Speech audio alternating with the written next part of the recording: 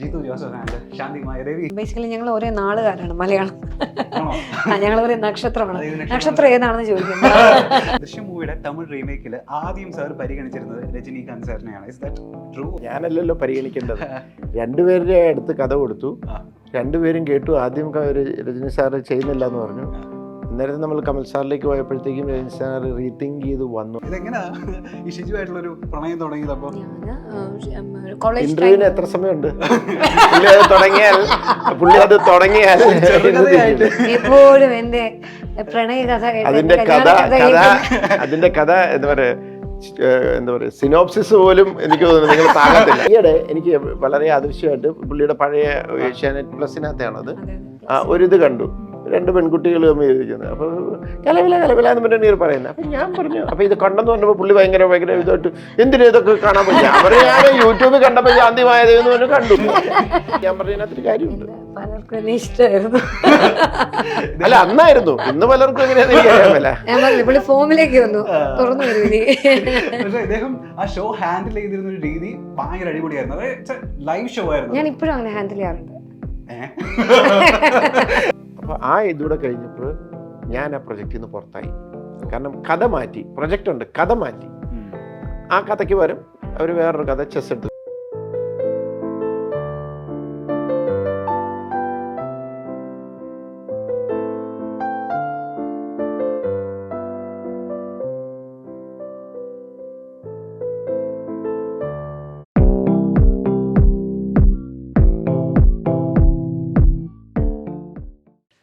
മലയാളത്തിലെ ഒരു സിനിമ ഇന്ത്യയുടെ പല ഭാഷകളിലേക്ക് റീമേക്ക് ചെയ്യുന്നത് സ്വാഭാവികമാണ്. പക്ഷേ മലയാളത്തിൽ വിരിഞ്ഞ ഒരു സിനിമ ഇന്ത്യയിലെ പല ഭാഷകളിലേക്കും ലോകത്തിലെ പല ഭാഷകളിലേക്കും കോണുകളിലേക്കും റീമേക്ക് ചെയ്യുന്നത് ഇതാദ്യമായിട്ടായിരിക്കണം. പക്ഷേ ഇദ്ദേഹത്തിൻ്റെ അടുത്ത സിനിമ നമ്മളെ എക്സൈറ്റ് ചെയ്യിക്കുന്നത് ഇദ്ദേഹത്തിൻ്റെ മേക്കിംഗ് കൊണ്ട് മാത്രമല്ല, ഇദ്ദേഹം പരിചയപ്പെടുത്തുന്ന പുതുമുഖ എഴുത്തുകാരിയുടെ പേരിൽ കൂടി ആയിരിക്കണം. ഹലോ, ഹായ്, നമസ്കാരം. You are just watching me on milestone makers and this is something special with Gaddafi and we have Jeethu Joseph and Shanthi Mayadevi.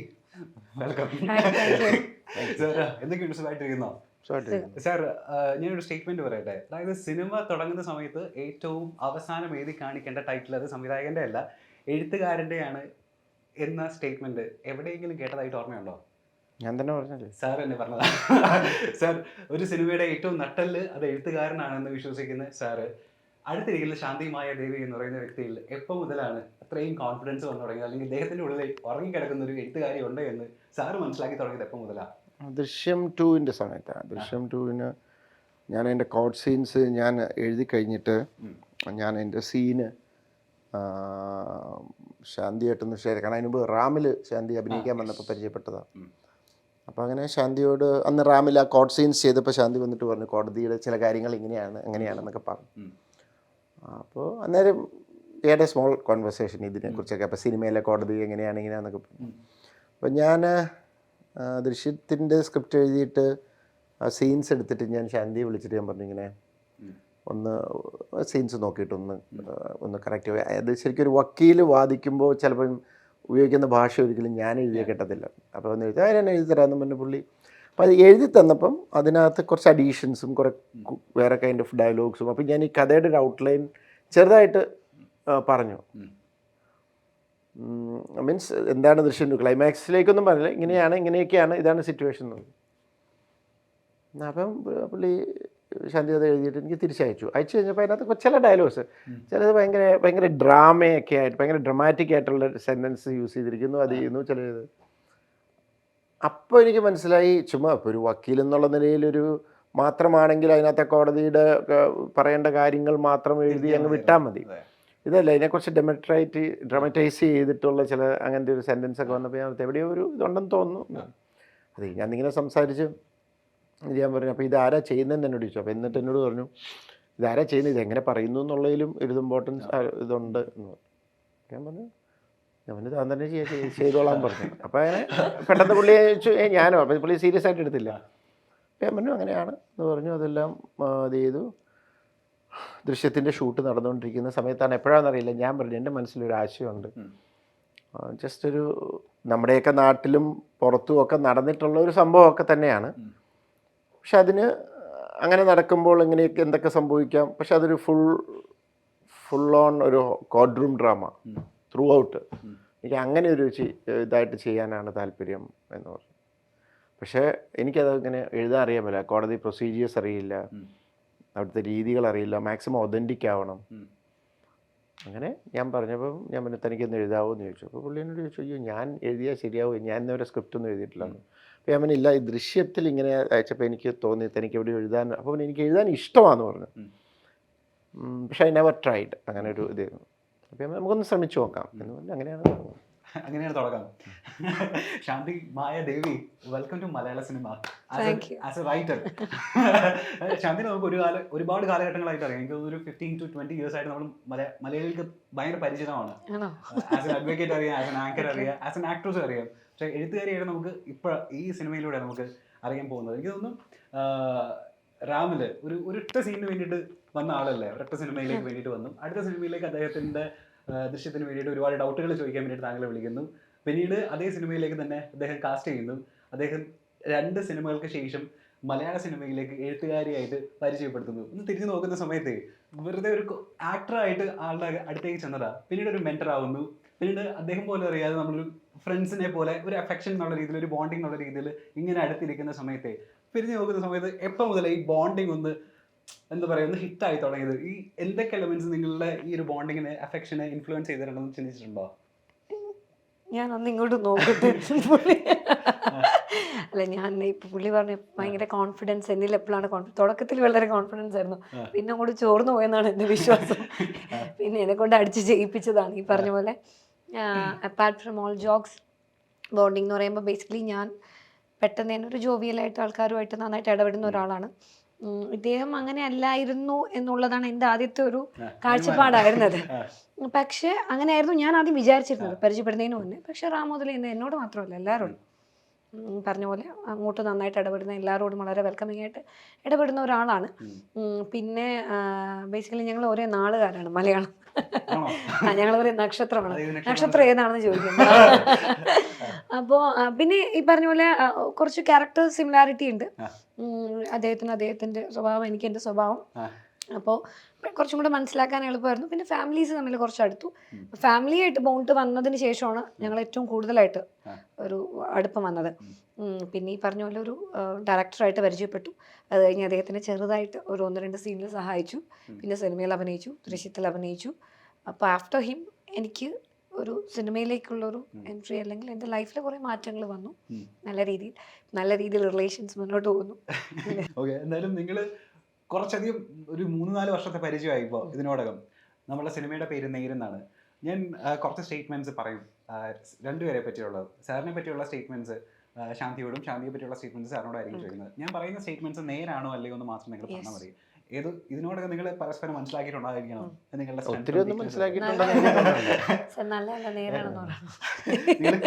ഞാനിങ്ങനെ ഒരു ഇന്റർവ്യൂല് കേട്ടു, അതായത് കാറിലൊക്കെ ഇരിക്കുന്ന സമയത്താണ് നിങ്ങൾ സ്ക്രിപ്റ്റ് ഒക്കെ ഓക്കെ. അപ്പോൾ ഈ കാറിലൊക്കെ സംസാരിക്കുന്ന സമയത്തൊക്കെ നിങ്ങൾ പരസ്പരം അങ്ങോട്ടും ഇങ്ങോട്ടൊക്കെ പറയാതെ കുറെ കാര്യങ്ങൾ മനസ്സിലാക്കിയിട്ടുണ്ടായിരിക്കണം, പറഞ്ഞതിനേക്കാൾ കൂടുതലായിട്ട്. അപ്പോൾ എത്രമാത്രം മനസ്സിലാക്കിയിട്ടുണ്ടെന്ന് നമുക്ക് ഈ റൗണ്ടിലൂടെ മനസ്സിലാക്കാം. അതായത് ആദ്യം ശാന്തിയോടാണ്. സാറിനെ പറ്റിയിട്ടുള്ള സ്റ്റേറ്റ്മെന്റ് ആണ്. Jeethu Joseph's father Joseph was an ex MLA of Tiruvalla. Is that true or? Tiruvalla അല്ല, മൂവാറ്റുപുഴ. അത് നേരല്ല, മൂവാറ്റുപുഴ MLA ആയിരുന്നു. ഓക്കെ. സിത്താര മനപ്പൂർവ്വമായിട്ടാണോ തിരുവല്ലാന്ന് തെറ്റിച്ചിട്ടാണോ? നീ അങ്ങനെ പറഞ്ഞാൽ മതി. പോട്ടെ. ഫാമിലി ഹിസ്റ്ററി ആണല്ലോ ജാങ്കോ എന്ന് പറയുന്ന പോലെ. Is a political science graduate. നേരാണോ അല്ലയോ? Is a political science graduate ആണോ അല്ലയോ? അത് ചോദിച്ചിട്ടില്ലല്ലോ ഇതുവരെ. അല്ല അല്ല അല്ല അല്ല അല്ല ആണോ? എക്കണോമിക്സ് ആണ് എന്റെ ശരിയാണ്. ഓക്കെ, എല്ലാം അപ്പൊ തെറ്റാണെന്ന് പറഞ്ഞാൽ മതി, നേരല്ല. ഓക്കെ, മനസ്സിലായി. സിതാര കൃഷ്ണകുമാർ ഇദ്ദേഹത്തിന്റെ ക്ലോസ് റിലേറ്റീവ് ആണെന്ന് പറയപ്പെടുന്നു. സർ, ഇസ് ദാറ്റ് നേരാണോ നേരല്ലയോ? നമ്മുടെ സിനിമ സിതാര കൃഷ്ണകുമാർ നേരല്ലേ? പക്ഷെ സിതാര കൃഷ്ണകുമാറായിട്ട് നമ്മൾ ഇൻസ്റ്റാഗ്രാമിൽ ഒരുപാട് ഫോട്ടോസ് ഷെയർ ക്ലോസ് റിലേറ്റീവ് ആണെന്നാ പറഞ്ഞത്. ശരിയല്ല, ഫ്രണ്ടാണോ? എന്താ സിതാര കൃഷ്ണകുമാറായിട്ട് ഇത്ര അറ്റാച്ച്മെന്റ് വരുന്നത് എങ്ങനെയാ? അത് ഞങ്ങൾ എത്ര വർഷങ്ങളായിട്ടുള്ള സുഹൃത്തുക്കളാണ്. ഞാനൊക്കെ ഏഷ്യനെറ്റ് തുടങ്ങുന്ന സമയത്ത് മേ ബി 2008 2009 ആ സമയത്തൊക്കെ തൊട്ട് ഞങ്ങൾക്ക് അറിയുന്നതാണ്. പിന്നെ എറണാകുളത്തേക്ക് മാറിയപ്പം സിത്തും ഇവിടെ എറണാകുളത്താണ്. ഈ പറഞ്ഞ പോലെ ഫാമിലി തമ്മിൽ വളരെ അടുപ്പമാണ്. പിന്നെ ഈ പറഞ്ഞ പോലെ നല്ല സുഹൃത്തുക്കൾ ഉണ്ടാവുക എന്ന് പറഞ്ഞാൽ ഒരു ബ്ലെസ്സിങ് അല്ലേ. സിതാര കൃഷ്ണകുമാറിന്റെ ഈ പറഞ്ഞ ഇടത്തിൽ നമ്മൾ ഒരുപാട് കണ്ടു. നമ്മളുടെ മനസ്സിന്റെ ഇടത്തിൽ അദ്ദേഹത്തിന് ഒരു ഇടം കിട്ടിയത് എപ്പോ മുതൽ, അപ്പൊ എങ്ങനെയാ? ഇതാ ഞാൻ പറഞ്ഞത്, നമുക്ക് ചില ആൾക്കാർ നമ്മുടെ ജീവിതത്തിലെ യാത്രയിൽ ഉടനീളം കാണും. എത്രയോ വർഷങ്ങളിൽ ഒരു 10-15 വർഷങ്ങൾക്ക് മുകളിലുള്ള റിലേഷൻഷിപ്സ് നോക്കിയാലും നമുക്ക് വളരെ കുറച്ച് പേര് കാണുള്ളൂ.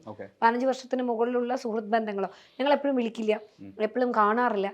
പക്ഷെ എപ്പോൾ വിളിച്ചാലും എവിടെയുണ്ട്, കാണാം എന്ന് പറഞ്ഞാൽ അങ്ങനെ എന്നെ കാണും. എപ്പോൾ കണ്ടാലും കണ്ടില്ലെങ്കിലും മനസ്സിൽ എപ്പോഴും ഇടമുള്ള ആൾക്കാരാണ്. ദൃശ്യം മൂവിയുടെ തമിഴ് റീമേക്കിൽ ആദ്യം സാർ പരിഗണിച്ചിരുന്നത് രജനീകാന്ത് സാറിനെയാണ്. ഇസ് ദാറ്റ് ട്രൂ ഓർ നേരാണോ നേരല്ലയോ? എന്റെ അറിവിൽ നേരല്ല. നേരല്ല, പക്ഷെ അങ്ങനെ ഒരു കഥയുണ്ട് സാർ. ആണോ സാർ ആദ്യം ഞാൻ പരിഗണിക്കാനല്ലല്ലോ, ഞാനല്ലല്ലോ പരിഗണിക്കേണ്ടത്.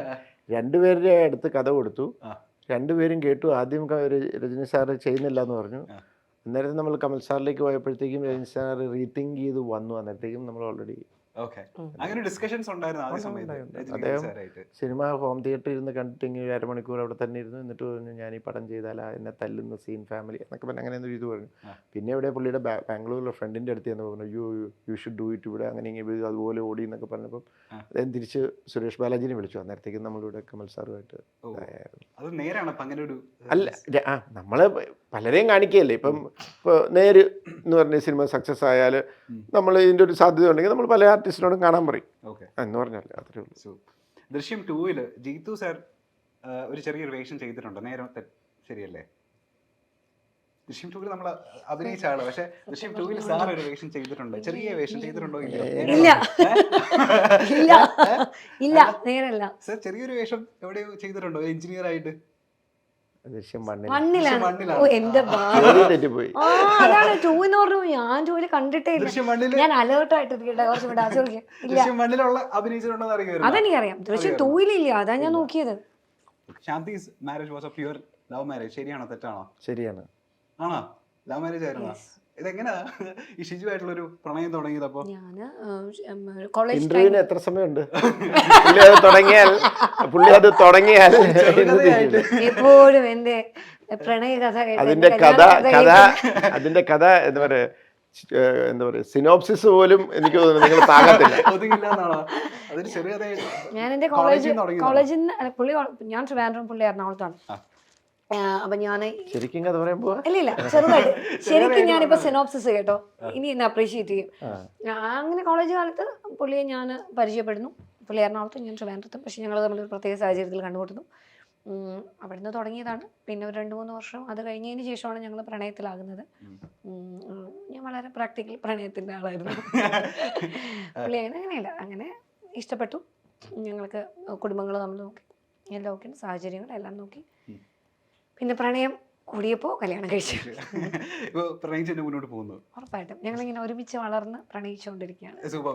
ഇപ്പോൾ ഡിറ്റക്റ്റീവ് സിനിമ എടുക്കുകയാണെന്നുണ്ടെങ്കിൽ അതിൽ കലാപൻ, പ്രചോദന ഒരു റോള്, ദൃശ്യത്തിലേക്ക് വരികയാണെന്നുണ്ടെങ്കിൽ അതിൽ നമ്മളുടെ ഷാജോൺ ചേട്ടൻ ഒരു റോള്, ലൈഫ് ഓഫ് ജോസൂട്ടിയിൽ ഇപ്പൊ കൃഷ്ണപ്രഭയുണ്ട്, ഹരീഷ് ഉണ്ട്. ഇവരെയൊക്കെ നമ്മൾ ഇത്തരം ഫേസുകളിൽ, ഇത്തരം പെർഫോമൻസുകളിൽ സാറിന്റെ സിനിമയിലാണ് ആദ്യമായിട്ട് നമ്മൾ കാണുന്നത്. ഇവരുടെ മറ്റൊരു ഫേസ് അല്ലെങ്കിൽ ഇവരുടെ ഇത്രയും ഒരു പൊട്ടൻഷ്യൽ ഓഫ് ആക്ടിങ് കാണുന്നത് സാറിന്റെ ഒരു സിനിമയിലാണ്. ഇവർ ആദ്യമായിട്ട് അങ്ങനെ ഒരു അവസരം കിട്ടുന്നത്. ദൃശ്യം 2 ഉണ്ടല്ലോ സുമേഷ്, അജിത് കൂത്താട്ടോൾ. ഈ പറഞ്ഞ പോലെ TV ആർട്ടിസ്റ്റുകൾ എന്ന് പറയപ്പെടുന്ന ആർട്ടിസ്റ്റുകളുണ്ടല്ലോ, അത്തരം ആർട്ടിസ്റ്റുകൾക്കാണ് സാർ വേറൊരു ലൈഫ് കൊടുക്കുന്നത്. ഞാൻ ഈ പറയുന്ന പോലെ ഇത് ഇവരുടെ പെർഫോമൻസ് സാർ പണ്ടേ നോട്ട് ചെയ്തിട്ട് കൺവിൻസ്ഡ് ആയിട്ട് കാസ്റ്റ് ചെയ്തതാണ്, അല്ലെങ്കിൽ കാസ്റ്റിംഗിന് ശേഷം ഇവരുടെ പെർഫോമൻസ് കണ്ടു കഴിഞ്ഞതിന് ശേഷമാണ് സാർ മനസ്സിലാവുന്നത് ഇവർക്ക് ഇത്രയും പൊട്ടൻഷ്യൽ ഉണ്ടെന്നുള്ള കാര്യം. അല്ല, സ്വാഭാവികമായിട്ടും നമുക്ക് ഇവരുടെ ചെയ്യുന്ന സ്കിറ്റുകളും ഇതും കാണുമ്പോൾ നമുക്കറിയാം. ഒന്നാമത് ഞാൻ വിശ്വസിക്കുന്നൊരു കാര്യം, ഹ്യൂമർ ചെയ്ത് ഫലിപ്പിക്കാൻ പറ്റുന്ന ഒരാൾക്ക് ലോകത്തിൽ എന്ത് വേഷവും ചെയ്യാൻ പറ്റും. പക്ഷേ എല്ലാവർക്കും ഹ്യൂമർ ചെയ്ത് ഫലിപ്പിക്കുക, എത്ര വലിയ നടനാണെങ്കിലും ഹ്യൂമർ ഫലിപ്പിക്കണം എന്നുള്ളതൊന്നുമില്ല.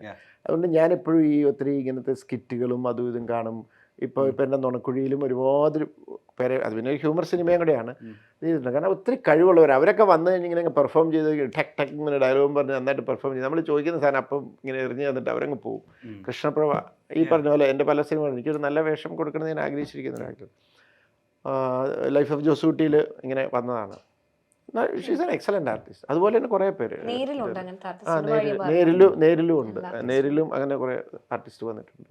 ഈ ഹരീഷ് പെരയുടെ കാര്യം പറയുന്ന സമയത്ത് ലൈഫ് ഓഫ് ജോസൂട്ടിയിൽ ഹരീഷ് പെരയുടെ ഒരു പെർഫോമൻസ് ഉണ്ട്. എനിക്ക് തോന്നുന്നു ദിലീപ് പുറത്തേക്ക് പോകുന്ന സമയത്ത്, കാറിലേക്ക് കയറുന്ന സമയത്ത് അദ്ദേഹം ഒരു തമാശ പറയാൻ ശ്രമിക്കുന്നുണ്ട്. പക്ഷേ ആ കേൾക്കുന്ന സമയത്ത് ആ തമാശ ഭയങ്കരമായിട്ട് എല്ലാവരുടെ ഉള്ളിൽ കുത്തുന്നുണ്ട്. ആ തമാശ പറയുന്ന സമയത്ത് നമ്മളെല്ലാവരെയും കണ്ണ് നിറയുന്നുണ്ട്. ആ ഒരു പെർട്ടിക്കുലർ സീൻ ഉണ്ടല്ലോ സാർ, അദ്ദേഹത്തിന്റെ ആ പെർട്ടിക്കുലർ ഒരു ഷോട്ടിന്റെ ഒരു സീനിന്റെ പെർഫോമൻസ് എന്താ സാർ പറഞ്ഞു കൊടുത്തത് അദ്ദേഹത്തോട്? എന്താ സാറിന് വേണമെന്നാ അത് പറഞ്ഞു? എനിക്കും ഏറ്റവും വലിയ വന്നൊരു സങ്കടം വെച്ചാൽ മലയാളത്തിലെ വലിയൊരു നിരൂപകൻ വന്നിട്ട് പറഞ്ഞു അയാൾ ഭയങ്കര ഓവർ ആക്ടിങ് ആയിരുന്നു. ഞാൻ വെച്ചാൽ ഏത് സീനിൽ ആ ഇൻട്രോ ബ്ലോക്ക് സീനിൽ അയാൾ അഭിനയിച്ച് ആ മനുഷ്യനത് മനസ്സിലായില്ല അതെന്താന്നുള്ളത്. ഞാൻ അടുത്ത് ഇയാളാണ് നിരൂപണം ചെയ്യുന്നത്. ബാക്കി സാധാരണ പ്രേക്ഷകർക്ക് വരെ മനസ്സിലായി. സാധാരണ പ്രേക്ഷകർ വരെ കാരണം ഞാൻ പറഞ്ഞത് ആർട്ടിഫിഷ്യൽ ആവണം. അതായത് ഇന്നേ വരെ ഇങ്ങനത്തെ ജോക്കടിക്കാത്ത ഒരാൾ മകൻ പോകുന്ന വിഷമത്തിൽ ഇങ്ങനെ ഉള്ളു കരയുക, പക്ഷെ അവനെ അത് അറിയിക്കരുതെന്നുണ്ട്. അയാളൊരു തമാശ പറയാൻ ശ്രമിക്കുക. അതും വലിയ തമാശ ഒന്നും അല്ല. അയാൾക്ക് ഇന്നേ വരെ തമാശ പറയാത്ത അയാളൊരു തമാശ പറയാൻ ശ്രമിക്കുമ്പോൾ അത് അയാൾ ആർട്ടിഫിഷ്യലായിട്ട് ചിരിക്കും. അതാ ഞാൻ ഹരീഷ് ചേട്ടനോടും പറഞ്ഞത്. ചേട്ടൻ വന്നിട്ട് ഒരു തമാശ പറയാണ്, ഇതാണ് കാറിൽ പെട്രോളൊക്കെ ഉണ്ടോ നോക്കണം കേട്ടോ എന്നുണ്ട്. വലിയ ജോക്കാന്നുള്ളതിലാണ് പറയണത്. പുള്ളിക്ക് പറയാനും അറിയാൻ മേല, എന്നിട്ട് പുള്ളി തന്നെ ചിരിക്കുക. അതാണ് അത് ആർട്ടിഫിഷ്യലാണ്. അത് ആ ആൾക്ക് മനസ്സിലായില്ല. ബാക്കി ഒരുമാതിരി നല്ലൊരു ശതമാനം മലയാളി പ്രേക്ഷകർക്ക് മനസ്സിലായി. അപ്പോൾ പിന്നെ നമ്മൾ എന്ത് ചെയ്യാനാണ്? എനിക്ക് ജീവിതത്തിൽ ഭയങ്കര സങ്കടം തോന്നി ചില കുറച്ച് നിമിഷങ്ങളിൽ ഒന്നാണത്. ഞാൻ ഓർത്ത് ദൈവം, അതൊരു സാധാരണ പ്രേക്ഷകൻ പറഞ്ഞാൽ എനിക്ക് കുഴപ്പമില്ല. ഒരു സിനിമാ നിരൂപകൻ എന്നോട് വന്ന് പറയുന്നത് ശരിക്കും ഇതാണ് ഞാൻ പറഞ്ഞു കൊടുത്തത്. ഇതാണ് ഇത് ക്യാരക്ടർ ഇതാണ്. അത് ഒരു പരിധി വരെ ആ ക്യാരക്ടർ ഹരീഷ് ചേട്ടൻ ചെയ്ത ക്യാരക്ടറും മൈ ബോസിൽ സായി ഏട്ടൻ ചെയ്ത ക്യാരക്ടറും ഒക്കെ ഞാൻ എൻ്റെ ഫാദറിനെ കണ്ട് എഴുതിയതാണ്. അല്ല, ഫാദറിൻ്റെ ചില ഇതുണ്ട്. എൻ്റെ ഫാദർ ഒരു കൃഷിക്കാരൻ, MLA ആയിരുന്നെങ്കിൽ പോലും അതിനേക്കാൾ പുള്ളി നല്ല കൃഷിക്കാരനായിരുന്നു. അധികം വളരെ സൗമ്യമായിട്ട് സംസാരിക്കും, ആരോടും വഴക്കിന് പോവില്ല. അങ്ങനെയാണ്, ഇതാണ് ഇങ്ങനെയാണ് ഓരോ കാര്യങ്ങളെ ഹാൻഡിൽ ചെയ്യുന്ന കാണാം. അതൊക്കെ അതിനകത്ത് ഭയങ്കരമായിട്ടും വന്നിട്ടുണ്ട്. അത് ആ സീനിൽ ഇന്നും ഞാൻ ലൈഫ് ഓഫ് ജോസൂട്ടിയുടെ സിനിമ കേട്ട് ആ ഇൻ്റർവൽ സീൻ കണ്ട് ഹരീഷ് പേരാടി ഇത് ചെയ്യുമ്പോൾ എനിക്ക് എൻ്റെ ഫാദറിനെ ഞാൻ കാണുന്നത്. അങ്ങനെ എനിക്കിപ്പോൾ എൻ്റെ ഇത് പറയുമ്പോഴും എൻ്റെ കണ്ണ് നിറയും. ലൈഫ് ഓഫ് ജോസൂട്ടി മൂവിയിലെ ഏറ്റവും ബെസ്റ്റ് സീൻ സാർ അതായിരിക്കും. കാരണം എനിക്ക് ഭയങ്കര, ഞാൻ ഏറ്റവും കൂടുതൽ ഇഷ്ടമുള്ള എൻ്റെ സിനിമകൾ എന്നൊക്കെ പറഞ്ഞാൽ mummy and me, life of Josutty ഞാൻ ചെയ്തത്. പിന്നെ അല്ലെങ്കിൽ ഇപ്പോൾ നമ്മുടെ പഴയകാലത്തെ സന്ദേശം, അതിനകത്ത് തിലകൻ ചേട്ടൻ്റെ ക്യാരക്ടറിൻ്റെ ഫാദറുമായിട്ട് എനിക്ക് ഒത്തിരി റിലേറ്റ് ചെയ്യാൻ പറ്റുന്നു. പിന്നെ നമ്മുടെ കുമ്പളങ്ങി നൈറ്റ്സ്, എനിക്ക് ഇങ്ങനത്തെ ജീവിതഗന്ധിയായ സിനിമകൾ ഭയങ്കര ഇഷ്ടമാണ്. ഞാൻ ചെയ്യുന്നതൊക്കെ കൂടുതലും ത്രില്ലറാണേലും അങ്ങനത്തെ സിനിമകൾ ചെയ്യണമെന്നുമുണ്ട്. പക്ഷേ ഈ പറഞ്ഞ പോലെ ഞാൻ ഇനിയും അങ്ങനത്തെ സിനിമകളിലേക്കും വരുന്നുണ്ട്. ഞാൻ പതുക്കെ ഈ ത്രില്ലർ, ഇപ്പം ഞാനിപ്പം നേരെന്ന് പറയുന്നത് ഒരു ത്രില്ലറേ അല്ല. ഇപ്പം തന്നെ ആരാണ്ട് ലീഗൽ ത്രില്ലർ എന്നൊക്കെ പറഞ്ഞ് എഴുതാൻ തുടങ്ങിയിട്ടുണ്ട്. നേരൊരു ഇമോഷണൽ കോർട്ട് റൂം ഡ്രാമയാണ്. അതുകൊണ്ട് തന്നെ ഇത് ത്രില്ലർ പ്രതീക്ഷ, ട്വിസ്റ്റും സസ്പെൻസും പ്രതീക്ഷ വന്നാൽ അവർ നിരാശപ്പെട്ടു പോവുള്ളൂ. അങ്ങനെയുള്ളവരെ കാണാൻ വരണ്ട. ഇമോഷണൽ ഒരു നല്ലൊരു കോർട്ട് റൂം ഡ്രാമ കാണാൻ ആഗ്രഹിക്കുന്നവർ വരിക. അതിനെക്കുറിച്ച് അപ്പം എനിക്കങ്ങനെ ഇനി പതുക്കെ അങ്ങനത്തെ സിനിമകൾ ചെയ്യണം എന്നൊരാഗ്രഹം. ഞാൻ പണ്ട് കേട്ടിട്ടുണ്ട്, അതായത് ഡിറ്റക്റ്റീവ് സാർ സംഭവിക്കുന്നതിന് മുൻപ് ആക്ച്വലി പ്ലാൻ ചെയ്തിരുന്നത് ദിലീപ് ഏട്ടനെ വെച്ചിട്ടൊരു സിനിമയായിരുന്നു, അത് നടക്കാതെ പോയി എന്നുള്ളത്. അതൊരു കോമഡി സിനിമയായിരുന്നു. അപ്പോൾ അല്ല, അതൊരു ആക്ഷൻ സിനിമയായിരുന്നു. അന്ന് ഞാൻ കഥ പറഞ്ഞ് ഡെന്നിസ് സാർ സ്ക്രിപ്റ്റ് എഴുതി അങ്ങനെയൊക്കെ അത് പ്ലാൻ ചെയ്ത് പോയത്. പക്ഷെ അത് നടന്നില്ല. ആ സ്ഥാനത്താണ് ചെസ് എന്ന് പറഞ്ഞ സിനിമ വന്നത്. അല്ലല്ല, അതെൻ്റെ കഥയൊന്നുമല്ല.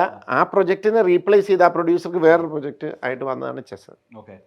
ഇനി എല്ലാവരും ചോദിക്കുമല്ലോ, അപ്പോൾ മൈ ബോസിന് ശേഷം ദിലീപേട്ടനായിട്ടൊരു ഒരു ഹ്യൂമറസ് സിനിമ സംഭവിക്കുന്നത് കുഴപ്പമെന്നു വെച്ചാൽ ഇതേപോലെ ഈ ദൃശ്യം പോലെ തന്നെ മൈ ബോസിന് കിടക്കുന്നതുകൊണ്ട് ഭയങ്കരമായതുകൊണ്ട്. അപ്പം ദിലീപ് ജി ആയിട്ട് ഞാൻ ഇടയ്ക്കിടയ്ക്ക് കോൺടാക്റ്റ് ഉള്ള ആളാണ്.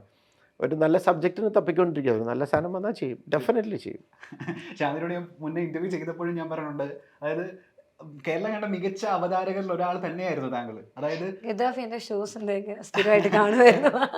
എന്നേക്കാൾ ഉപരി എൻ്റെ അച്ഛനൊക്കെ ഒരു ഫൺ ഗെയിമിന്റെ ഒരു പരിപാടി ഇഷ്ടപ്പെടുന്ന ആളേ അല്ല. പക്ഷെ ഉച്ചയ്ക്ക് 2 മണി 2:30 സമയത്തൊക്കെ അദ്ദേഹം ന്യൂസ് ചാനൽസൊക്കെ മാറ്റിയിട്ട് അദ്ദേഹത്തിന്റെ പ്രസന്റേഷൻ കാണാൻ വേണ്ടി മാത്രം ഞാൻ പറഞ്ഞതിനകത്തപ്പോൾ എന്തെങ്കിലും തെറ്റുണ്ടോ? ഇല്ല.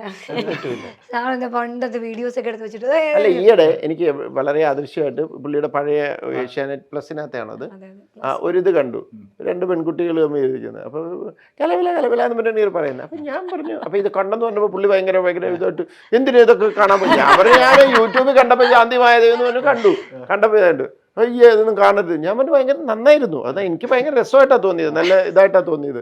അന്നത്തെ കുട്ടിത്വം ഇതൊക്കെ എനിക്ക് ഭയങ്കര രസമായിട്ട് തോന്നി. പുള്ളി ഒരിക്കലും സമ്മതിക്കത്തില്ല, അതുകൊണ്ട് പുള്ളിയെല്ലാം നമ്മൾ അപ്പം അതിനകത്തൊരു കാര്യമുണ്ട്, ഞാൻ പറഞ്ഞതിനകത്തൊരു കാര്യമുണ്ട്. പലർക്കും എന്നെ ഇഷ്ടമായിരുന്നു. അല്ല അന്നായിരുന്നു, ഇന്ന് പലർക്കും എങ്ങനെയാണെന്ന് എനിക്കറിയാമല്ല. ഞാൻ പറഞ്ഞു പുള്ളി ഫോമിലേക്ക് വന്നു, തുറന്നു വരും ഇനി. പക്ഷെ അദ്ദേഹം ആ ഷോ ഹാൻഡിൽ ചെയ്തിരുന്ന ഒരു രീതി ഭയങ്കര അടിപൊളിയായിരുന്നു. അതായത് ലൈവ് ഷോ ആയിരുന്നു. ഞാൻ ഇപ്പോഴും അങ്ങനെ ഹാൻഡിൽ ചെയ്യാറുണ്ട്. അതല്ല, ഒരു ദിവസം ലൈവ് ഷോ സാർ. അപ്പൊ ഒരു ദിവസം ഒരു കള്ള് കുടിച്ചിട്ട് മദ്യപിച്ചിട്ട് ഒരാൾ ഷോയിലേക്ക് വിളിച്ചേക്കാണ്. അപ്പൊ വിളിച്ചിട്ട് അദ്ദേഹം കറണ്ട് ഇല്ല അദ്ദേഹത്തിന്റെ വീട്ടിൽ, കറണ്ട് കാണാതെ TV കണ്ടോണ്ടിരിക്കാതെ ആ ഗെയിം ഷോ പങ്കെടുക്കാൻ പറ്റത്തില്ല. പക്ഷെ ശാന്തി അദ്ദേഹത്തെ ഹാൻഡിൽ ചെയ്ത രീതി എൻ്റെ അച്ഛൻ ഇപ്പോഴും പറയും. അത് ഈ പറഞ്ഞ സ്പോട്ടിലല്ലേ, പ്രസൻസ് ഓഫ് മൈൻഡ് അത്രയധികം അധികം ആവശ്യമുള്ള ഒരാൾക്ക് മാത്രമേ ആ ഷോ ഇങ്ങനെ ഹാൻഡിൽ ചെയ്യാൻ പറ്റത്തുള്ളൂ. ഇപ്പോൾ ഈ ആങ്കറിംഗ് ഫീൽഡിൽ ഇത്രയും വർഷത്തെ എക്സ്പീരിയൻസ് ഉണ്ടല്ലോ, ഈ പറഞ്ഞ പ്രസൻസ് ഓഫ് മൈൻഡ് ഒരുപാട് ആവശ്യമുള്ള ഒരു ജോലിയാണ്. ആ ജോലി ഇങ്ങോട്ടേക്ക് ആക്ടിങ് ഫീൽഡിലേക്ക് വന്നപ്പോഴും അഡ്വക്കേറ്റ് ആയിട്ട് കോടതിയിൽ പോകുമ്പോഴൊക്കെ എത്രമാത്രം സഹായിച്ചിട്ടുണ്ട്? അല്ല, എനിക്ക് വക്കീൽ ജോലിയിൽ ഒത്തിരി സഹായിച്ചിട്ടുണ്ട്. കാരണം ഈ പറഞ്ഞ പോലെ എന്തെങ്കിലുമൊക്കെ നമ്മൾ 4 കാലയിൽ വീഴുന്ന പോലെ ഞാൻ 5 കാലയിൽ വീണോളും. അപ്പോൾ അങ്ങനെ ഒരു പെട്ടെന്ന് നമ്മൾ പ്രതീക്ഷിക്കാത്ത ഒരു സംഭവം വന്നു. നമ്മളിപ്പോൾ ഒരു കേസ് റെപ്രസെൻറ്റ് ചെയ്യുന്നു, നമ്മൾ പഠിച്ചതോ നമ്മൾ അറിഞ്ഞതോ ആയിട്ടുള്ള അല്ലാത്തൊരു സിറ്റുവേഷനിലേക്ക് നമ്മൾ വന്നു പെട്ടു. നമ്മൾ അവിടെ നിന്ന് അയ്യോ പേടിച്ച് കൂടി ചാടിപ്പോയി പിന്നെ വരാമെന്നല്ല, നമ്മളപ്പോൾ അവിടെ നിന്ന് ഹാൻഡിൽ ചെയ്യാൻ ഒത്തിരി സഹായിച്ചിട്ടുണ്ട്. പക്ഷെ ആക്ടിങ്ങിന് അങ്ങനെ സഹായിച്ചതായിട്ട് എനിക്ക് അറിയില്ല, സാറിനും അറിയില്ല. സാർ ഇപ്പോഴും ഈ പറയാം അങ്ങനെ ആക്ടിങ് എനിക്കറിയില്ല. ഒരു നേരത്തെ പറഞ്ഞൊരു കോൺഫിഡൻസോ അല്ലെങ്കിൽ മനസ്സിലാകും നമുക്ക്. അല്ലാണ്ട് ഒരു ആക്ടറായിട്ട് ബിഹേവ് ചെയ്യുമ്പം ചുമ്മാതെ ഇപ്പം ഞാൻ അറിയാണ്ടൊക്കെ എടുത്തു കഴിഞ്ഞാൽ ചിലപ്പോൾ ശരിയാകും. ചില സമയത്ത് പ്രസൻസ് ഓഫ് മൈൻഡ് കിട്ടാറില്ല. ഇപ്പോൾ ചുമ്മാതെ ആണെങ്കിൽ ഇപ്പോൾ ഇവിടെ നിന്ന് എടുത്ത് ഇങ്ങനെ നോക്കേണ്ട ഒരു സാധനമായിരിക്കും. നോർമലിയാണെങ്കിൽ നമ്മളിങ്ങനെ നോക്കും, ചിലപ്പോൾ എനിക്ക് ഇങ്ങനെ വരില്ല, ഞാൻ ഇങ്ങനെയൊക്കെ നോക്കിക്കളയും. നമുക്കറിയാം. അപ്പോൾ ആക്ടിങ്ങിൽ അത് എത്രത്തോളം ഇവോൾവ് ചെയ്തിട്ടുണ്ടെന്ന് എനിക്കിപ്പോഴും ചോദ്യചിഹ്നമാണ്. എഴുതുന്ന സമയത്താണെങ്കിൽ ഇപ്പോൾ സാറുമായിട്ട് ഡിസ്കസ് ചെയ്യുന്ന സമയത്തോ ഡിസ്കഷനിലൊക്കെ ഈ പറഞ്ഞ പ്രസൻസ് ഓഫ് മൈൻഡ് ഒത്തിരി ഹെൽപ്പ് ചെയ്തിട്ടുണ്ട്. അതൊക്കെ ഒരു അനുഗ്രഹമാണ്. ഇനി അടുത്ത റൗണ്ടിലേക്ക് ഞാൻ കൊണ്ടുപോകണം. അതായത് അങ്ങനെ സംഭവിച്ചില്ലായിരുന്നെങ്കിൽ പിന്നെ എങ്ങനെ സംഭവിച്ചേനെ എന്നാണ് പറയേണ്ടത്. അങ്ങനെ എല്ലായിരുന്നെങ്കിൽ പിന്നെ എങ്ങനെ ആകുമായിരുന്നു എന്നുള്ളതാണ്. ഇച്ചിരി ക്രിയേറ്റിവിറ്റി ആയിട്ട് റൗണ്ടായിട്ട് നിങ്ങൾ കാണണം. എന്നിട്ട് അത്ര ആൻസർ ആണ് എനിക്ക് പറയുന്നത്. ഓക്കെ, ചോദ്യങ്ങളും അങ്ങനെ ആയിരിക്കണം തീർച്ചയായിട്ടും. എന്റെ ചോദ്യം അങ്ങനെ എല്ലായിരുന്നെങ്കിൽ പിന്നെ എങ്ങനെ ആയേനെ എന്നുള്ളതാണ്. ഒരു ചോദ്യം കഴിയുമ്പോൾ സാറിന് മനസ്സിലാവും. അതായത് കോളേജിൽ പഠിക്കുന്ന സമയത്ത് മ്യൂസിക്കൽ ചെയർ എന്നൊരു പരിപാടി സംഭവിച്ചില്ലായിരുന്നെങ്കിൽ, ആങ്കറിംഗ് ലൈഫിലേക്ക് കടന്നു വന്നില്ലായിരുന്നെങ്കിൽ എന്തായേനെ എന്നുള്ളതാണ്. ആണോ? ഇല്ല, ഞാനിപ്പോൾ LLB ഒക്കെ എടുത്ത് വക്കീലായിട്ട് മാത്രം നിന്നേനാ. ഗാനഗന്ധർവൻ ഉണ്ടാവില്ല, ഹരി പി നായരെ പരിചയപ്പെടില്ല, പിഷാരടിയെ പരിചയപ്പെടില്ല, ഗാനഗന്ധർവൻ ഉണ്ടാവില്ലായിരിക്കും, സാറിലേക്ക് എത്തില്ലായിരിക്കാം. ഈ ഒരു സെലിബ്രിറ്റി സ്റ്റാറ്റസിലേക്ക് ചിലപ്പോൾ ജീവിതം എത്തിപ്പെടത്തില്ലായിരിക്കും അല്ലേ? ഇല്ല. അന്ന് ആ മ്യൂസിക് ചെയർ സംഭവിച്ചത് എത്ര നന്നായി ലൈഫിൽ. താങ്കൾ തന്നെ ടീച്ചർ സെലക്ട് ചെയ്തത്. ഞാൻ ഇംഗ്ലീഷ് ഡിപ്പാർട്ട്മെന്റിൽ MG കോളേജിൽ. അപ്പോൾ ഞങ്ങൾ ഭക്ഷണം കഴിക്കുന്നു, അങ്ങനെ എന്തോ സമയമായിരുന്നു. അപ്പോൾ നമ്മുടെ ABPയിലെ ചേട്ടന്മാരോ ആരാണ്ടൊക്കെ വന്നിട്ട് ഇങ്ങനെ പറയാണ്, ഫസ്റ്റ് ഇയർ ആണെന്ന് തോന്നുന്നു, കോളേജിൽ ഒരു പരിപാടി എടുക്കൊണ്ട് പാടാൻ അറിയുന്ന ആരൊക്കെ ഉണ്ട്. അപ്പോൾ നമ്മളോട് പാടാൻ അറിയില്ല, എന്തേ കൈവെക്കി പെട്ടെന്നോ നമ്മളിങ്ങനെ ചോറ് മാത്രമൊക്കെ അടച്ചിട്ട് ഓടുവാണ്. അങ്ങനെയാണ് നമ്മളെ കൊണ്ടുപോകുന്നത്. അപ്പോൾ ഭയങ്കര നന്നായില്ലേ അത്? ആ സമയത്ത് ഞാൻ കോളേജിൽ പോയില്ല, പനി പിടിച്ച് കിടക്കായിരുന്നെങ്കിൽ എന്ത് ചെയ്തേനെ? അതെ, ദൈവം എന്ന് പറഞ്ഞ ഒരാൾ ചിലപ്പോൾ ഉണ്ടായിരിക്കും മേലെ. അന്ന് കറക്റ്റ് ആയിട്ട് താങ്കളെ തന്നെ സെലക്ട് ചെയ്യാനുള്ള കാരണം എന്നെ മാത്രമല്ല, കുറെ കുട്ടികളുണ്ടായിരുന്നു എൻ്റെ കൂടെ, കുറെ ആൾക്കാരുണ്ടായിരുന്നു, അതിൽ ഒരാളായിരുന്നു ഞാൻ. ഓക്കെ, ആ പർട്ടിക്കുലർ സിനിമ ഉണ്ടല്ലോ, ഡിറ്റക്റ്റീവ് എന്ന് പറയുന്ന സിനിമ, അത് അന്ന് ദിലീപിനെ വെച്ച് ചെയ്ത് അങ്ങനെ ഒരു സിനിമ ആദ്യം സംഭവിച്ചിരുന്നെങ്കിൽ പിന്നെ എങ്ങനെയായി എൻ്റെ ലൈഫിൽ ചിന്തിച്ചിട്ടുണ്ടോ? ആക്ച്വലി അതൊരു ഭയങ്കരമായ ലൈഫിൽ വ്യത്യാസം വന്നേനെ. കാരണം ആ സിനിമയുടെ സ്റ്റോറി മാത്രമേ ഉള്ളായിരുന്നു ഞാൻ. ഓ ഓക്കെ. അവിടെയാണ് ഞാൻ ഒരു കഥയായിട്ട് വന്നതാണ്. ഓ ഓക്കെ, മനസ്സിലായോ? അതിന് സ്ക്രീൻ പ്ലേക്ക് ഇരുന്നതാണ് അദ്ദേഹത്തിൻ്റെ കൂടെ, ഡെന്നിസ് ജോസഫ് സാറിൻ്റെ കൂടെ. അപ്പം അന്ന് ആ സിനിമ നടന്നിരുന്നെങ്കിൽ കഥ ജീത്തു ജോസഫ്. ഓക്കെ, പക്ഷെ ആ സിനിമ നടന്നില്ല. അത് ഈ പറഞ്ഞ പോലെ ബഡ്ജറ്റ് കൂടി ഭയങ്കര അത് ചെയ്യാനിരുന്ന ചെസ്സിൻ്റെ ഡയറക്ടർ എന്താ പറയുക, രാജ് ബാബു ആയിരുന്നു. അതിനകത്ത് വർക്ക് ചെയ്തപ്പോൾ എനിക്ക് കുറേ എക്സ്പീരിയൻസ് കിട്ടി സ്ക്രിപ്റ്റിങ്ങിൽ. ഞാൻ ഡെന്നിസ് സാറുമായിട്ട് ഞാനും പുള്ളിയും കൂടെ ഏറ്റുമാനൊരു ലോഡ്ജിൽ താമസിച്ച് അവിടുന്ന് ഡെയിലി പുള്ളിയുടെ വീട്ടിൽ പോയിരുന്ന് ഡിസ്കസ് ചെയ്ത് സ്ക്രിപ്റ്റിൻ്റെ ഫോർമാറ്റിംഗ് രീതിയൊക്കെ പഠിച്ചു. എനിക്ക് ഒരു പടത്തിൽ കഷ്ടി ഒരു ഫുൾ പടം പോലും ഇല്ല, ഒരു ഹാഫ് പടം വർക്ക് ചെയ്യേണ്ട എക്സ്പീരിയൻസേ ഉള്ളൂ. അപ്പോൾ ആ ഇതൂടെ കഴിഞ്ഞപ്പോൾ ഞാൻ ആ പ്രൊജക്റ്റിൽ നിന്ന് പുറത്തായി. കാരണം കഥ മാറ്റി, പ്രൊജക്റ്റ് ഉണ്ട്, കഥ മാറ്റി. ആ കഥയ്ക്ക് പകരം അവർ വേറൊരു കഥ ചെസ് എടുത്തു. കാരണം ഇത് ഭയങ്കര ബഡ്ജറ്റ്, വലിയ ഹെവി, വേറെ ലെവലിൽ എഴുതി വെച്ചു. അങ്ങനെ സ്വാഭാവികമായിട്ടും ഞാൻ ഓർത്തു അത് അതൊരു ബ്ലെസ്സിങ് ആയി മാറി എന്നുള്ളതാണ്. ആ വാശിക്കിരുന്ന് ഞാൻ എഴുതിയതാണ് ഡിക്റ്റേറ്റീവ്. ഡിക്റ്റേറ്റീവ് വന്നപ്പം written and directed by Jithu ആയി. അതാണ് ആ വ്യത്യാസം. സംഭവിച്ചു നന്നായപ്പോൾ. ദൃശ്യം മൂവിയിലെ ജോർജ് കുട്ടിയായി മമ്മൂക്ക അന്ന് ഓക്കെ പറഞ്ഞിരുന്നെങ്കിൽ എന്ന് എപ്പോഴെങ്കിലും ചിന്തിച്ചിട്ടുണ്ടോ? പിന്നെ എങ്ങനെയാവുമായിരുന്നു? ഇങ്ങനെയൊക്കെ തന്നെ പോയേനെ. അതിപ്പോൾ മമ്മൂക്ക ചെയ്താലും ആ പടം നന്നായിട്ട് തന്നെ വന്നേനെ. ദൃശ്യം ഇത് മമ്മൂക്ക ലാലേട്ടൻ ചെയ്ത് കഴിഞ്ഞാൽ തീർച്ചയായിട്ടും അതിന് കാരണം ബോത്ത് ആർ എന്താ പറയുക, ലിവിങ് ലെജൻഡ്സ്, നല്ല നല്ല ആക്ടേഴ്സാണ്.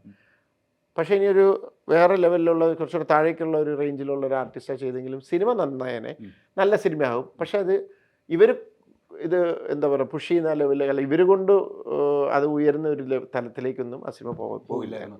ബൈ ചാൻസ് അങ്ങനെ സംഭവിക്കില്ല. എന്നാലും ലാലേട്ടൻ അല്ലായിരുന്നെങ്കിൽ, പിന്നെ ലാലേട്ടൻ മമ്മൂക്ക അല്ലായിരുന്നെങ്കിൽ പിന്നെ സാറിന്റെ മുൻപിലുള്ള ഒരു പ്ലാൻ ബി അല്ലെങ്കിൽ പ്ലാൻ സി അങ്ങനെ എന്തെങ്കിലും ഉണ്ടായിരുന്നോ? ഇല്ല, അതിനകത്തും കുറേ കഥകളുണ്ട് ആക്ച്വലി. ഞാൻ ഏതായാലും ഞങ്ങളുടെ ഇൻ്റർവ്യൂ എല്ലാം എടുത്ത് പരിശോധിച്ചാൽ ഇത് മാത്രം കേട്ടില്ല എന്ന് പറഞ്ഞാൽ എനിക്ക് വിശ്വസിക്കാൻ പറ്റുന്നില്ല. അതായത് ആ സ്ക്രിപ്റ്റ് ഞാൻ എനിക്ക് വേണ്ടി എഴുതിയതല്ല, എൻ്റെ ഒരു അസോസിയേറ്റ് ഡയറക്ടർക്ക് വേണ്ടി എഴുതിയതാണ്. അദ്ദേഹം ഒരു തോട്ട് വന്ന് എന്നോട് പറഞ്ഞു, ഒരു ക്യാരക്ടർ വന്ന് പറഞ്ഞു. അപ്പോൾ എൻ്റെ കയ്യിൽ ഒരു കഥയുണ്ട്, ഈ ദൃശ്യത്തിൻ്റെ പോലത്തെ ഒരു കഥ എൻ്റെ കയ്യിലുണ്ട്. ഞാനത് ഡെവലപ്പ് ചെയ്ത് പുള്ളിക്ക് എഴുതി കൊടുക്കാൻ കുറേ ശ്രമിച്ചിട്ടും നടക്കാതെ വന്ന അവസാനം ഞാൻ പറഞ്ഞു, എന്നാൽ ഞാൻ എൻ്റെ കയ്യിലൊരു കഥയുണ്ട്, ഞാൻ അത് എഴുതി തരട്ടെ എന്ന് പറഞ്ഞ് അത് വരട്ടെ. പിന്നെ ഈ കഥ പറഞ്ഞു ഫോണിൽ കൂടെ പറഞ്ഞുകൊണ്ടിരുന്നപ്പോൾ പെട്ടെന്ന് ഞാൻ പറഞ്ഞു, ഈ ക്യാരക്ടറിനെ എടുത്ത് അങ്ങോട്ട് വെച്ചാൽ പോരെ. അതായത് പുള്ളി പറഞ്ഞ ക്യാരക്ടറിനെ ഇതിനകത്തേക്ക് ഫിറ്റിൻ ചെയ്യാം. അങ്ങനെ ഞാൻ ഈ സ്ക്രിപ്റ്റ് എഴുതി പുള്ളിക്ക് കൊടുക്കുന്നു. അത് കഴിഞ്ഞ് ഞാൻ മൈ ബോസിൻ്റെ ഷൂട്ടിന് പോകുന്നു. അപ്പോൾ ആ സമയത്ത് ആ പടം ശ്രീനിയേട്ടനെ വെച്ച് ചെയ്യാനായിരുന്നു പ്ലാൻ. ശ്രീനിയേട്ടന് കഥ ഇഷ്ടപ്പെട്ടു. പക്ഷെ അത് കഴിഞ്ഞ് അതിങ്ങനെ നടക്കാതെ ഇങ്ങനെ താളം തല്ലി അങ്ങനെ പോയി. അതിന് ശേഷം അപ്പോൾ ഇപ്പോഴത്തെ ദൃശ്യത്തിൻ്റെ സ്ക്രിപ്റ്റിന് കുറച്ച് വ്യത്യാസമുണ്ട് കേട്ടോ, ക്ലൈമാക്സ് ഒക്കെ കുറച്ച് വ്യത്യാസമുണ്ട്. അപ്പോൾ ഇത് കഴിഞ്ഞിങ്ങനെ പോയി 1-2 വർഷം കഴിഞ്ഞ് കഴിഞ്ഞപ്പോൾ ഇത് പ്രൊജക്റ്റ് ആകുന്നില്ല. അത് കഴിഞ്ഞപ്പോൾ അദ്ദേഹം ഒരു ആക്ടറുടെ പേര് പറഞ്ഞു, അപ്പം ചെറുപ്പക്കാരൻ, അതെനിക്ക് ഉൾക്കൊള്ളാൻ പറ്റിയില്ല. അപ്പം ഞങ്ങൾ തമ്മിലൊരു ഡിഫറൻസ് ഓഫ് ഒപ്പീനിയൻ വന്നു. അപ്പോൾ അവസാനം പിന്നെ ചേട്ടൻ തന്നെ ചെയ്തോളാൻ പറഞ്ഞു. അപ്പം ഞാനത് ചെയ്തപ്പോൾ ഞാൻ ആ ക്യാരക്ടറൈസേഷൻ തിരിച്ചു കൊടുത്തു. എന്നിട്ട് എൻ്റെ കഥയിലേക്ക് ഞാൻ ആ ക്യാരക്ടറൈസേഷൻ വേറെ മാറ്റി ഉണ്ടാക്കി ഇത് ചെയ്തതാണ്. അപ്പം ഞാൻ ആലോചിച്ചു, ശരിക്കും പറഞ്ഞാൽ അതെന്താണ്, ആദ്യം ഒരാളിലേക്ക് പോയി തിരിച്ചത് എന്നിലേക്ക് തന്നെ വന്നു. ഇതൊക്കെ ഞാൻ പറഞ്ഞില്ല, ഇതൊരു നിമിത്തമോ വിധിയോ ആണ്. അത് തിരിച്ചത് എൻ്റെ അടുത്തേക്ക് തന്നെ വന്നു എന്ന് പറഞ്ഞ പോലെ തന്നെ മറ്റേതും. അന്നത് പുറത്തായപ്പോൾ ഞാൻ കരഞ്ഞു, എൻ്റെ ഭാര്യ കരഞ്ഞു, എല്ലാവരും സങ്കടമായി. അന്ന് എൻ്റെ അമ്മച്ചി വന്നിട്ട് പറഞ്ഞു, നീ എന്തിനാണ് വിഷമിക്കണേ, നമ്മൾ തോട്ടത്തിൻ്റെ ഒരു പോർഷൻ വിറ്റിട്ട് നമ്മൾ സിനിമ പിടിക്കുമെന്ന് പറഞ്ഞു എന്നൊക്കെ പറഞ്ഞു. അതൊന്നും ചെയ്യാനൊന്നും ആയിരുന്നില്ല, പക്ഷെ അത് തന്ന പോസിറ്റീവ് എനർജി. അപ്പം അവിടുന്ന് എന്നെ ഇങ്ങനെ തിരിച്ച് കറക്റ്റ് പാത്തിക്കൊണ്ടേയിട്ടു. ഇന്നും ഞാൻ വിശ്വസിക്കുന്നത് എൻ്റെ യാത്രയിൽ ഞാനിങ്ങനെ പോയിക്കൊണ്ടിരിക്കുമ്പോൾ പലതും എൻ്റെ അടുത്ത് കൊണ്ടുവന്ന് തരുന്നത് ദൈവം ഒരു ബ്ലെസ്സിങ് ആയിട്ടാണ്. ഇപ്പം എൻ്റെ സുഹൃത്തുക്കളാണ്, ശാന്തിയാണ്, എനിക്ക് വേറെ സുഹൃത്തുക്കളുണ്ട്, ശാന്തി, ഷിജുമോൻ, എനിക്ക് വേറെ എല്ലാവരും നല്ല നല്ല ആൾക്കാരെ ഈ യാത്രയിൽ എനിക്ക് കൊണ്ടുവന്ന് തന്നിട്ടുണ്ട്. അപ്പോൾ അതിന് എന്നെ ഇങ്ങനെ പ്രൊട്ടക്റ്റ് ചെയ്ത് കൊണ്ടുപോകുന്നു എന്നൊരു വിശ്വസിച്ച് പോകുന്ന ഒരാളാണ്. ഭയങ്കര ദൈവവിശ്വാസിയാണല്ലേ? നല്ല ദൈവവിശ്വാസി എന്ന് കരുതി ഞാൻ ഡെയിലി പള്ളി പോകുന്ന ആഴ്ച പള്ളി പോകുന്ന ആളുമല്ല. എൻ്റെ വിശ്വാസം എന്ന് പറയുന്നത് ദൈവത്തിലാണ്. ഞാൻ പറഞ്ഞ അതിൻ്റെ അർത്ഥം മനസ്സിലായോ? ദൈവത്തിലാണ്. കാരണം അത് ഇപ്പം ഞാൻ ക്രിസ്ത്യാനി ആയതുകൊണ്ട് ഞാൻ ജീസസ് ക്രൈസ്റ്റിൽ വിശ്വസിക്കുന്നു. ഒരു പക്ഷേ ഹിന്ദു ആയിരുന്നെങ്കിൽ ഞാൻ ഹിന്ദു ദൈവങ്ങളിലായിരിക്കും വിശ്വസിക്കുന്നത്. എല്ലാം പറയുന്ന ഒന്ന് തന്നെയാണ്. എന്താ പറയുന്നത്, സ്നേഹമായിട്ട് പെരുമാറുക, എല്ലാവരോടും നന്മ പറ്റുന്നവരെ സഹായിക്കുക, ഇതാണ് അതിൻ്റെ ബേസിക് സാധനം. അത് ചെയ്താൽ പോരെ. അതിനകത്ത് ഇപ്പോൾ ഇതിൻ്റെ ആൾ അങ്ങനെയൊന്നുമില്ല. എഴുതാനിരിക്കുന്ന സമയത്ത് ആദ്യം ആ ഫോട്ടോ ഫ്രണ്ടിലുണ്ടായിരിക്കുമോ ആ പെർട്ടിക്കുലർ? അല്ല, അത് ഞാൻ എന്താണെന്ന് വെച്ച് കഴിഞ്ഞാൽ അതും ബൈബിളും ഞാൻ എല്ലാ ലൊക്കേഷൻ ഷൂട്ടിലും എടുത്തും കൊണ്ടുപോകും. അതെൻ്റെ എൻ്റെ ഓഫീസ് റൂമിൽ ഇരിക്കുന്നതാണ്. എല്ലാ ദിവസവും പോകാൻ നേരത്ത് ഞാൻ പ്രാർത്ഥിച്ചിട്ടാണ് ഇറങ്ങുന്നത്. ബൈബിളിൽ ഒരു ഇതുണ്ട്, ഒരു സാംസ് 91 എന്ന് പറഞ്ഞൊരിതുണ്ട്. അതൊരു പ്രെയർ എൻ്റെ ഒരു ബ്രദറിൻ ലോയും അമ്മച്ചിയൊക്കെ പറഞ്ഞു തന്നിട്ടുള്ളതാണ്. അപ്പോൾ അതും ചെല്ലും പോകും. അതൊരു കോൺഫിഡൻസാണ് തരുന്നത്, അത്രയേ ഉള്ളൂ. അപ്പം നമുക്ക് ശരിയും തെറ്റുകളും ഒന്നും അറിയില്ല. അപ്പം നമ്മളിങ്ങനെ ട്രാവൽ ചെയ്തുകൊണ്ടിരിക്കുക. വരുന്നതിനകത്ത് നിന്ന് ചില തീരുമാനങ്ങൾ എടുക്കുന്നു, ചിലത് ശരിയാവാം, ചിലത് തെറ്റാവാം. പിന്നെ ലൈഫിൽ ഒത്തിരി ക്രൈസിസ് വരുന്നു. ആ ക്രൈസിസിലൊക്കെ ഇതെന്തിനാണ്, എല്ലാത്തിനും ഒരു പർപ്പസ് ഉണ്ടാവും. അതെ. അത് കഴിഞ്ഞിട്ട് ചിലപ്പോൾ അതിന് വേറെ സൈഡിൽ കൂടെ എന്തെങ്കിലും ദൈവം കൊണ്ടുവന്ന് തരും. അതെന്തിനാണ്, അതിനും ഒരു പർപ്പസ് ഉണ്ടാവാം. അതെ. അങ്ങനെ എൻ്റെ ലൈഫിൽ അങ്ങനെയാണ്. അതുപോലെ തന്നെ ഞാൻ എപ്പോഴും വിശ്വസിക്കുന്നത്, ഞാൻ ഒത്തിരി ആൾക്കാരെ സഹായിച്ചിട്ടുണ്ട്, സാമ്പത്തികമായിട്ടൊന്നും അല്ല, ചെറിയ ചെറിയ സഹായങ്ങൾ. എനിക്കൊരു ആവശ്യം വരുമ്പോൾ എവിടുന്നൊക്കെ ആൾക്കാർ വന്നെന്നെ സഹായിക്കണമെന്ന് എനിക്കറിയാൻ പറ്റില്ല.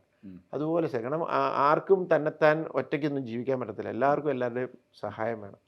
അപ്പോൾ ഇങ്ങനെയുള്ള ചില ഇതിൽ പോകുന്നു. എന്ന് കരുതി ഞാൻ പുണ്യാളനാണോ? അല്ല, ഒത്തിരി കുറ്റങ്ങളും കുറവുകളും ബലഹീനതകളും ഒരു സാധാരണ മനുഷ്യൻ, ഓക്കെ, അത്രയേ ഉള്ളൂ. സൂപ്പർ.